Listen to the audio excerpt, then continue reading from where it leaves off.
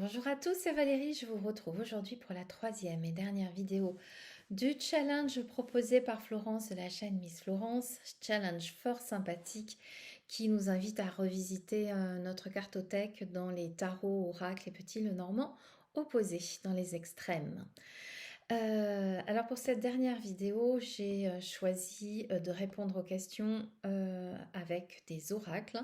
Ça n'a pas été une mince affaire parce que j'en ai beaucoup qui pouvaient rentrer dans toutes les catégories et j'ai eu un peu de mal à me décider. Mais puisqu'il faut bien décider, la première question à laquelle je souhaite répondre en oracle, c'est un jeu version minimaliste versus jeu maximaliste. Alors en jeu minimaliste, j'ai choisi un oracle que j'ai pas vu beaucoup circuler sur les chaînes. C'est les cartes oracles de Lee Carroll. Ce sont des canalisations de lettres magnétiques Crayon. Alors ça, c'est un jeu qui est sorti aux éditions, je crois que c'est Ariane qui l'a fait, puisque Ariane, c'est l'éditeur de Lee Carroll. Euh, Bah, je ne sais pas. Bref, peu importe. Je l'ai trouvé sur une plateforme. Euh, Pourquoi minimaliste? Parce que vous voyez quand même, il y a cette fleur de vie, il y a le mot crayon sur tout le dos de deck et ça peut avoir l'air assez chargé. Mais en fait, je le trouve minimaliste dans sa structure, à savoir que pour chacune des cartes, il y a une illustration assez basique. Ouais, c'est ça, assez basique, juste avec une phrase, une citation, ce qui est en bas est comme ce qui est en haut. Et c'est vraiment un jeu comme ceci qui est très survie équilibré. Pour moi, par exemple, je me projette pas du tout dans les images quand je vais explorer avec ce jeu. Voilà, ça fait un peu stellaire, géométrie sacrée, etc. Et entraide. Vous voyez, c'est quand même pour moi assez minimaliste. Mais je sais que je me le suis procuré parce que je suis une lectrice inconditionnelle de Crayon par Lee Carroll et que je trouvais intéressant d'avoir des grands concepts de Crayon sur un oracle. Donc pour chaque carte, c'est ça que je trouvais le plus intéressant dans cet oracle. Vous êtes porteur de lumière. Pour chaque carte, il y a la canalisation qu'a faite Lee Carroll et la traduction, l'interprétation. Par exemple, je suis éternel. Vous avez euh, la canalisation avec ce qu'a dit l'être magnétique Crayon et l'interprétation que en fait Lee Carroll. Je fais partie de la source créatrice, je suis aussi vieux que vieux, je suis aussi jeune que jeune, je suis éternel et ma sagesse durera toujours, etc. etc. Et après, Lee Carroll explique. Je trouve ça assez intéressant parce que souvent, quand on reçoit en canalisation, ça peut paraître assez abscon et là, Lee Carroll interprète, ça fait quand même pas loin de 30 ans qu'il canalise l'être magnétique Crayon, ce qui fait qu'il y a une belle connexion, c'est une belle connexion entre eux. Voilà. Donc cet oracle, je le trouve minimaliste dans sa structure. Ce sont des toutes petites canalisations avec malgré tout des concepts phares et très importants. Et puis j'ai eu du mal à trouver d'autres jeux minimalistes. Alors par contre, en jeu maximaliste, en jeu qui déborde, qui foisonne de détails, je n'avais que l'embarras du choix. Et j'ai choisi un jeu de Mira et Samuel Gian Gutenberg, Infinitude, qui est le dernier qui est sorti cette année. Hop. Et c'est vrai que le style de Mira, il est particulièrement riche et foisonnant. Et je trouve cet oracle vraiment maximaliste aussi dans sa structure, parce que dans le guidebook, on a une invitation à travailler sur différents plans. Il y a vraiment différents plans de lecture sur chaque carte. Et puis, bien évidemment, la richesse, ça il est tout mélangé, la richesse du jeu d'un point de vue graphique est incroyable. Donc, voici un jeu bleu marine avec des tranches bleu marine, bleu électrique, le dos de deck. Je ne sais pas si c'est flou. Non, c'est pas flou, c'est juste que j'ai besoin de mes lunettes. Et quelques cartes qui sont... Alors, il n'est pas en ordre, bien évidemment. Il est tellement maximaliste hein, qu'il mérite qu'on y passe beaucoup, beaucoup, beaucoup de temps. Beaucoup de temps. Mais c'est un univers magnifique. Moi qui me plaît beaucoup. Voilà. J'aime aussi ces autres oracles, hein. Les anges liberté. Ça c'est un tarot, pardon. Et l'autre, j'ai plus le nom en tête. Voilà pour l'oracle maximaliste, donc Infinitude, qui est vraiment un coffret magnifique.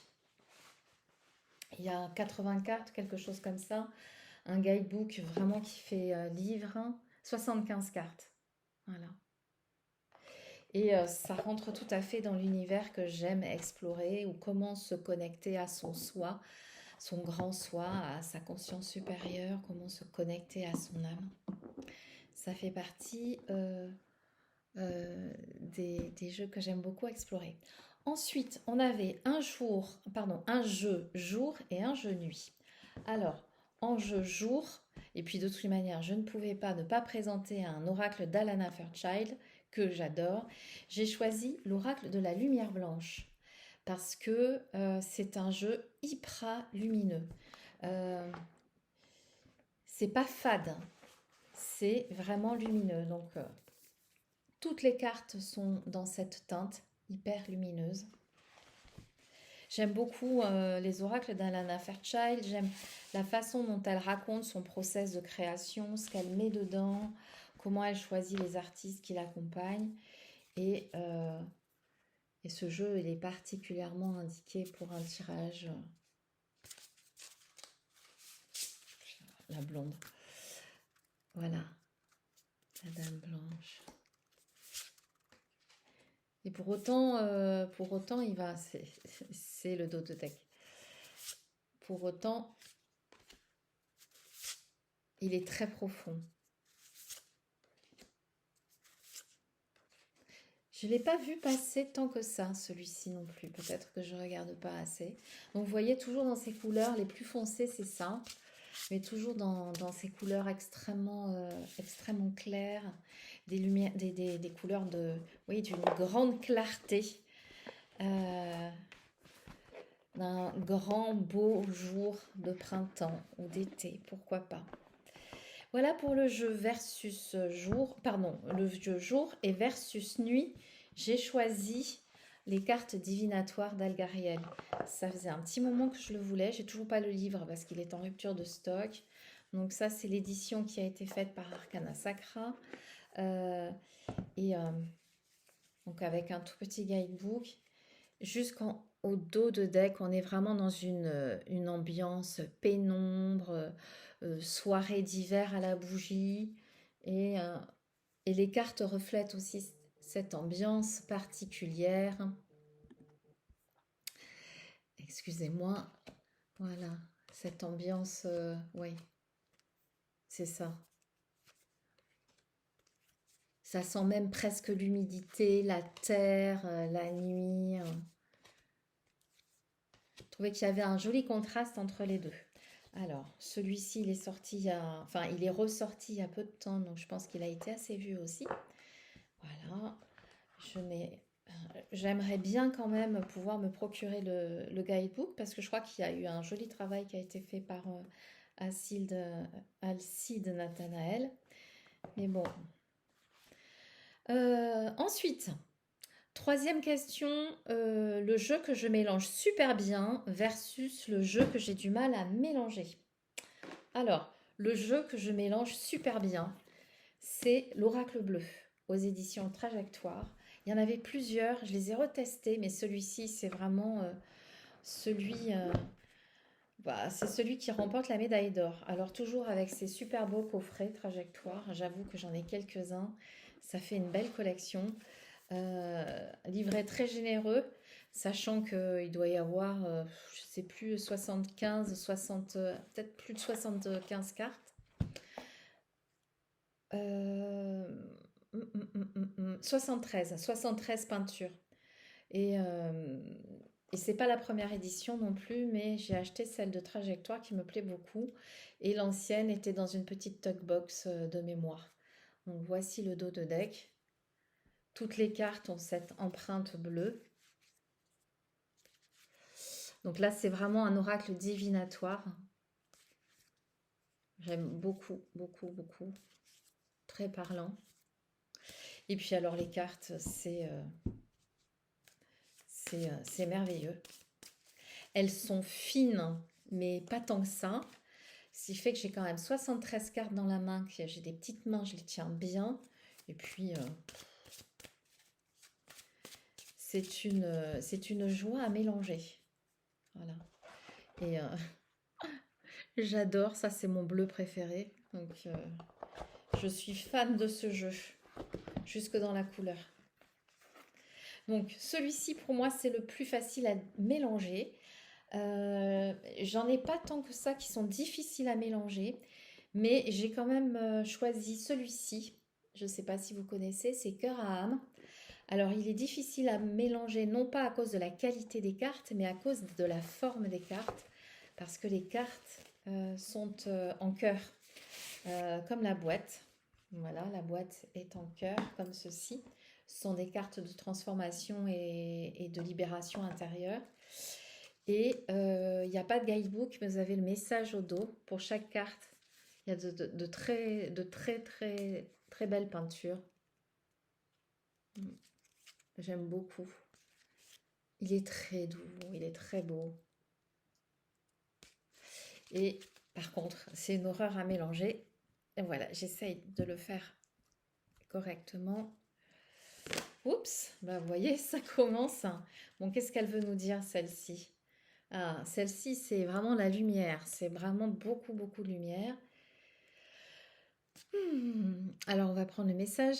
À l'intérieur de la réalité transcendantale de votre âme existent des univers sans fin, incroyablement vastes et en même temps incroyablement petits. Même dans la plus infime particule subatomique de la matière réside une expansion sans fin. La création est un film cosmique dans lequel vous êtes à la fois le réalisateur et l'acteur. Regardez à l'intérieur et à l'extérieur de vous les vagues d'amour qui s'expriment. Votre amour peut embrasser la terre et remplir toute la création. Ce sont vraiment des cartes qui sont toutes en lien avec l'amour sous toutes ces formes. Là, on est vraiment, oui, dans le processus de création. Elles sont très jolies. Mais la qualité est bonne. Alors, ces cartes cœur, c'est pas possible. Je vais réessayer. Je vais réessayer. Hop. Ah, j'ai vraiment du mal. Après aussi, ce que je peux faire, moi, c'est carrément les étaler et puis choisir une peinture, parce qu'il y en a quand même pas mal, je les connais pas toutes. Choisir une peinture qui me parle, qui me donne envie de découvrir ce qui a marqué de l'autre côté. Vous voyez, par exemple, celle-ci, je suis toujours dans les mêmes couleurs, mais je vais dire, tiens, c'est ça que j'ai envie de regarder aujourd'hui. Pour autant, c'est pas quand même un jeu super simple à manipuler. Voilà. Alors, ensuite, un jeu challenge versus un jeu réconfort. Alors, j'ai pas vraiment enfin, j'ai un gros deck challenge que j'utilise mais depuis très longtemps. Et en fait, j'ai jamais trouvé mieux que ça. J'ai réuni deux jeux dans un pochon qui m'a été fait par Le Monde et les Bords. J'ai réuni deux jeux du même auteur, de Anna Stark, et du même illustrateur, Louis Dyer, Les forces de l'esprit et les forces de guérison. Et moi, c'est un jeu challenge, parce que c'est un jeu...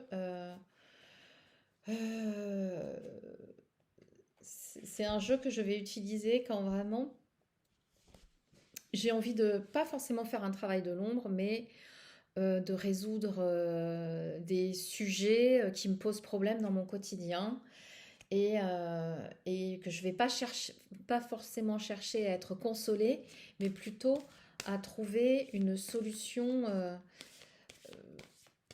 qui va pas toujours être confortable. Voilà, donc ça me fait un double jeu, ça me fait, je sais pas, il doit y avoir 70, 75 cartes. Et c'est vrai que c'est pas toujours très confortable. Donc vous avez deux dos de deck différents. Et voilà, il y a la fleur de vie et celui-ci. Et puis après, comme c'est le même auteur et le même illustrateur, il y a quand même une belle cohérence dans les lumières, enfin dans les couleurs, dans les dessins.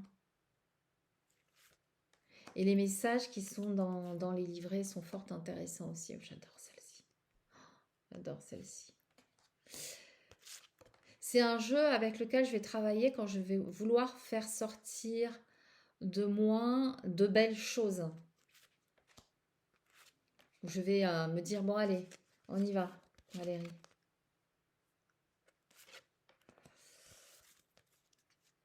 Je pense qu'il y a autant de lumière que d'ombre dedans. Autant de...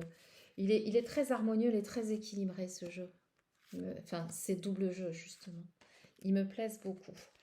Voilà, donc ça c'est Anna Stark et Louis Dayer, donc les forces de guérison, et c'est aux éditions Contredire. Les forces de guérison et les forces de l'esprit. Hop, hop, hop. C'est un jeu que j'avais offert à une amie. Et quand je lui ai offert, j'ai dit, oh, j'ai trop envie de l'avoir, donc du coup je me l'étais offert aussi. Ça c'est mon jeu challengeant. C'est pas le jeu avec lequel je vais faire du travail de l'ombre, je l'ai gardé pour la fin.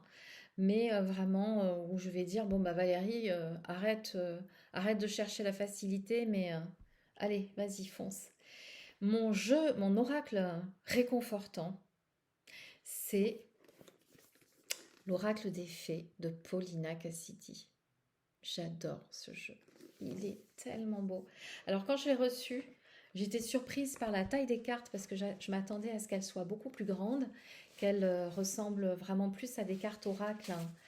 Mais on est plus dans des plus petits même que des cartes tarot. Tenez, je vais vous montrer une d'Alana Fairchild. Voilà, regardez. J'étais assez surprise. Et puis la surprise passée, j'aime beaucoup les dessins de Paulina Cassidy. Il y a pour chaque carte un mot-clé et une phrase qui est vraiment une phrase qui met du baume au cœur.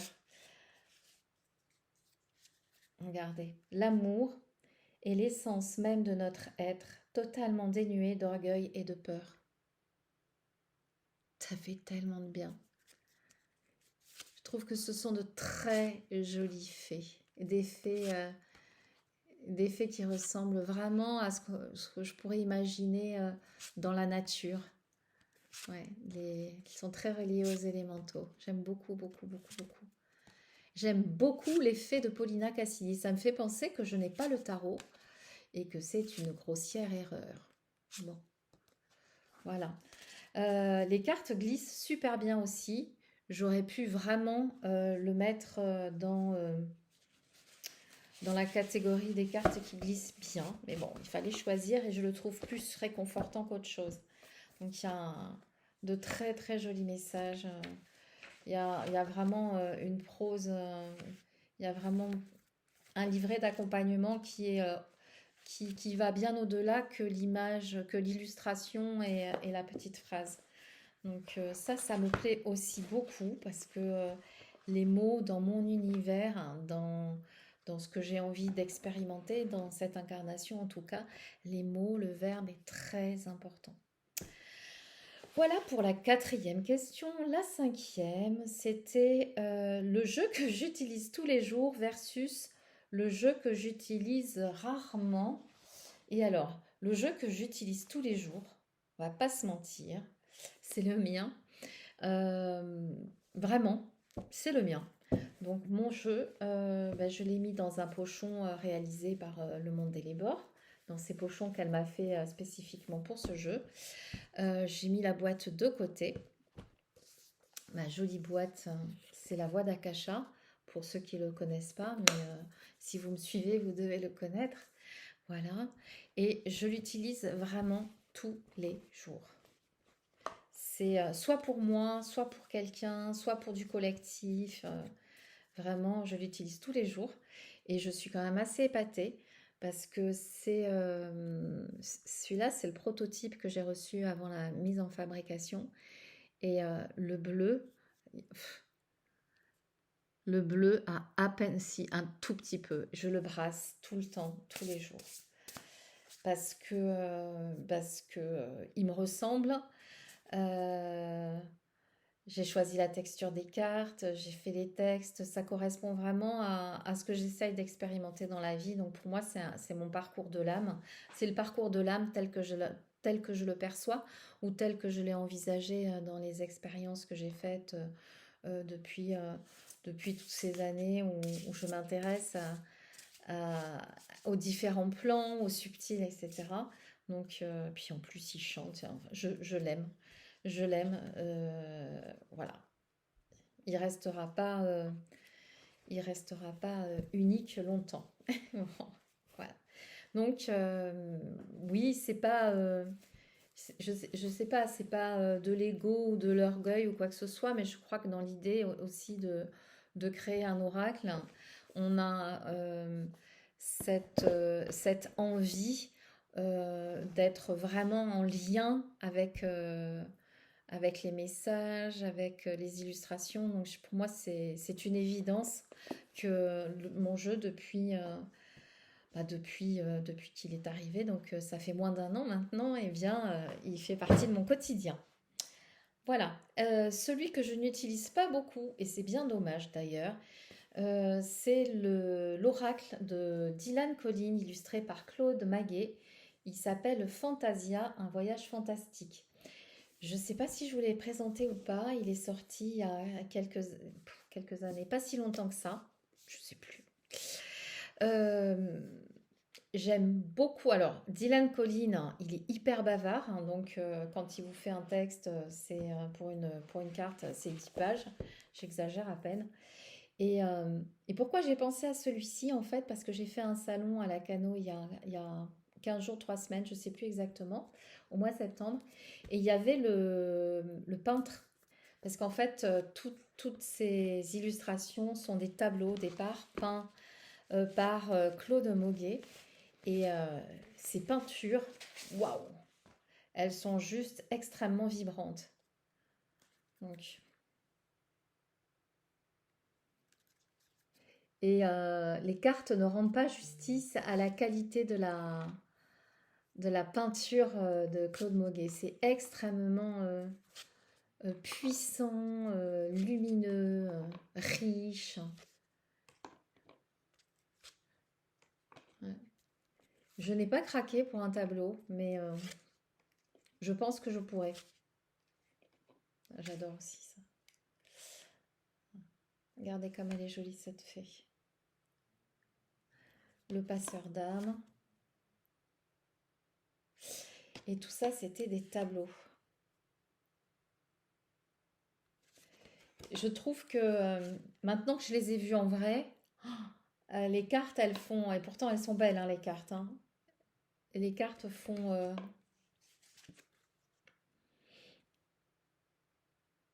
les cartes ne rendent pas honneur à la magnificence du travail de Claude Moguet.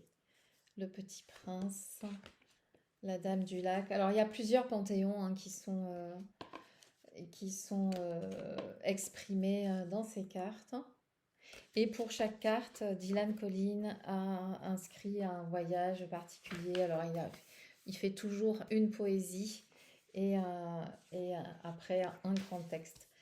Du coup, je ne l'ai pas utilisé tant que ça, mais je l'ai ressorti il y a 15 jours parce que j'ai vu Claude Moguet, puis je lui ai demandé de me le dédicacer. Mince, elle est où la dédicace? Fantasia. Voilà, en doré. Et c'est comme ça que je me suis rendu compte que c'était un petit peu idiot, que je pensais pas beaucoup, d'autant que j'adore J'adore cette illustration. J'aurais acheté rien que pour ça. Fantasia, Dylan Collin. Voilà pour la 5e question. Ensuite, un jeu que j'ai surestimé et un jeu que j'ai sous-estimé. Alors, le jeu que j'ai surestimé, sans conteste, hein, c'est le Codex Atlante. Je l'ai surestimé parce que ça a été fait par la maison d'édition Ariane, qui n'est pas spécialisée visiblement dans l'édition des cartes, mais qui a fait un teasing dessus extraordinaire avec des vidéos qui m'ont plongé dans le cœur de l'Atlantide. C'était juste magnifique. Et je trouvais que, et donc du coup je l'ai précommandé, j'aimais beaucoup aussi ces sortes de glyphes qui me font penser à certains symboles que je peux dessiner. Et puis quand je l'ai reçu, alors, c'est pas pour critiquer le travail de l'artiste ou de l'auteur, parce que ça, on a dit, ça n'a aucun intérêt, mais j'ai été déçue, notamment par la qualité des cartes. Euh, je sais pas si vous voyez, on dirait que c'est du papier carton, bah déjà, c'est du papier carton qui a été recouvert, c'est déjà abîmé, hein, pourtant je m'en suis quasiment pas servi. Oui, vous savez quand on plastifie du papier carton plastifié, les bouts piquent et bah, du coup ça m'a vraiment, enfin clairement c'est pas ça. Et puis après il y a deux types de cartes dans ce jeu. Il y a ces fameux glyphes, symboles, personnellement qui me plaisent beaucoup. Je trouve qu'ils sont très vibrants, très énergétiques, mais pas manipulables avec cette qualité de carte. Et ouais, c'est comme si j'avais pris un appareil qui plastifie et que j'avais plastifié un morceau de papier, quoi. Donc c'est vraiment pas super.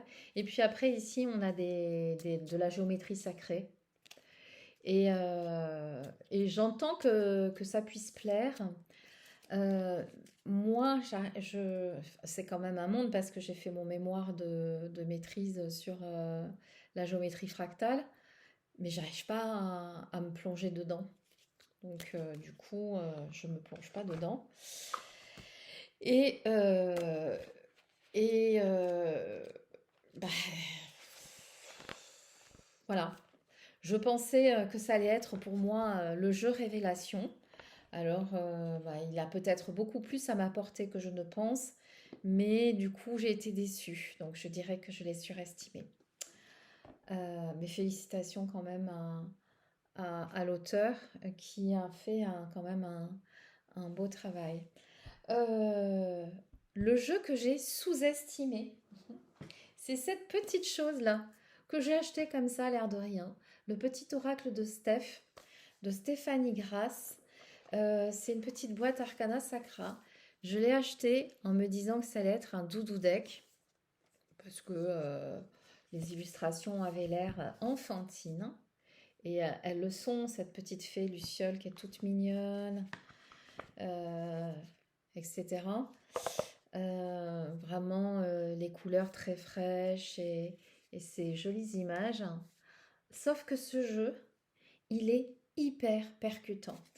Et la première fois que je m'en suis servie, j'ai tiré les cartes, c'était pendant un stage où je discutais avec un de mes stagiaires, hommes, et on venait d'expérimenter, de faire un voyage dans les archives akashiques pour récupérer un fragment d'âme. Ouais, ça devait être quelque chose comme ça. Et puis après, on discute et je lui propose de tirer une carte. Il tire une carte, je ne sais plus laquelle c'était. Et pourtant, vous voyez comme les cartes, elles sont douces, hein.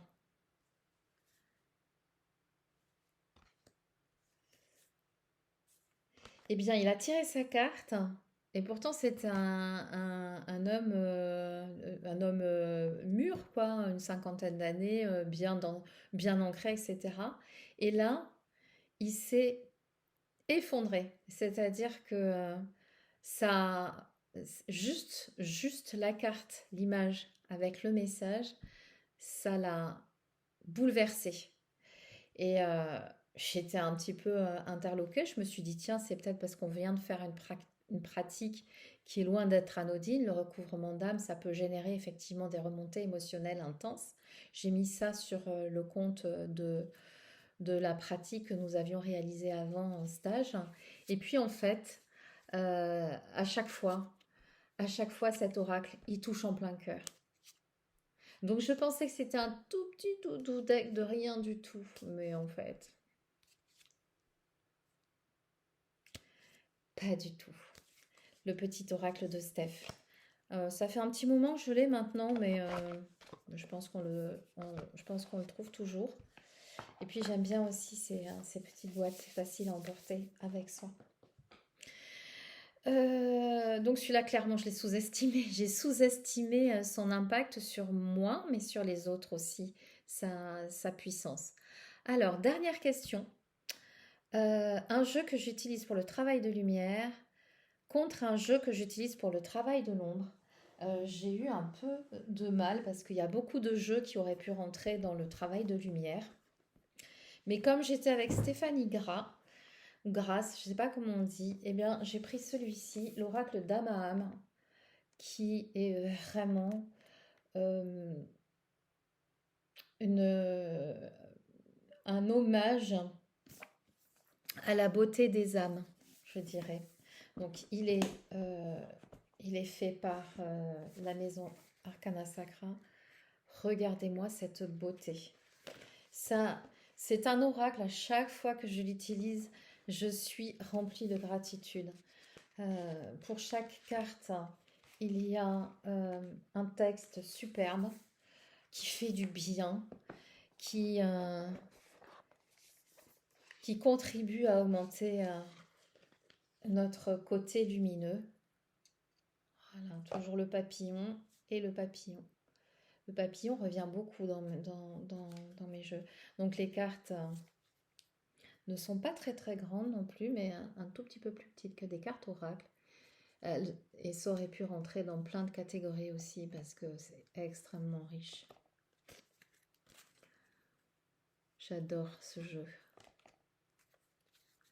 Je l'aime tellement que je crois que je l'ai offert à 2 amis. À moi bien sûr. Et je crois que je l'ai offert à 2 amis.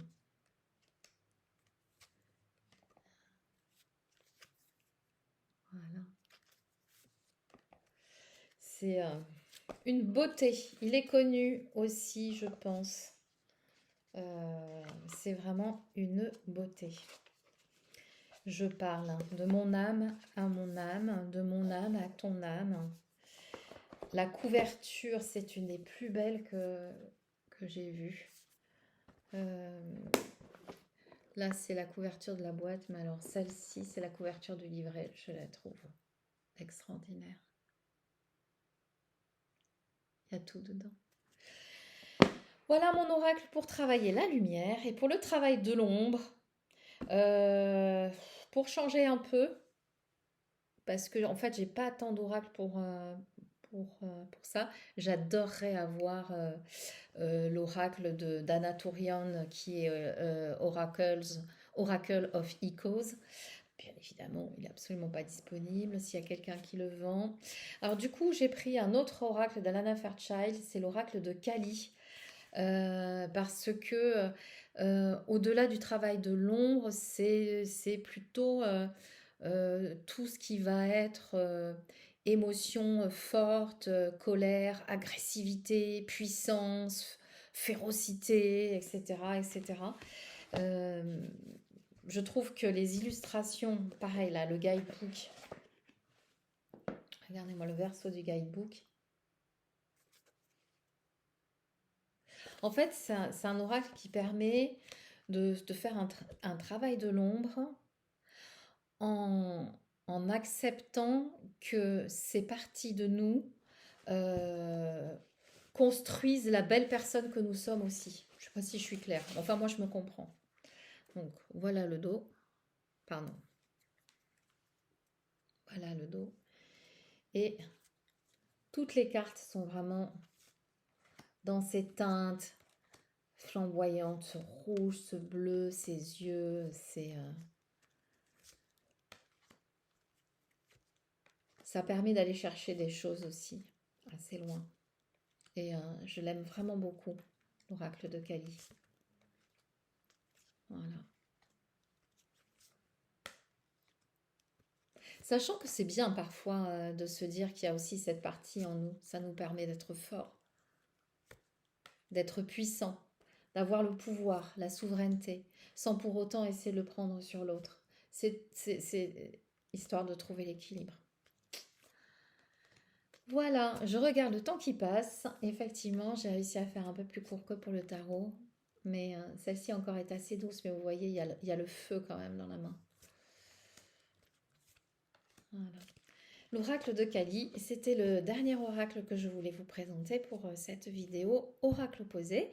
Je vous remercie d'avoir suivi jusque-là. Je remercie beaucoup Florence de nous avoir proposé ce challenge et Hugues et Nat parce que j'ai dévoré vos vidéos également. Et puis je vais aller voir s'il y en a d'autres. Je vais essayer de vous monter ça rapidement pour le poster. Je vous retrouve bientôt pour d'autres vidéos. Je vous embrasse bien fort. Au revoir.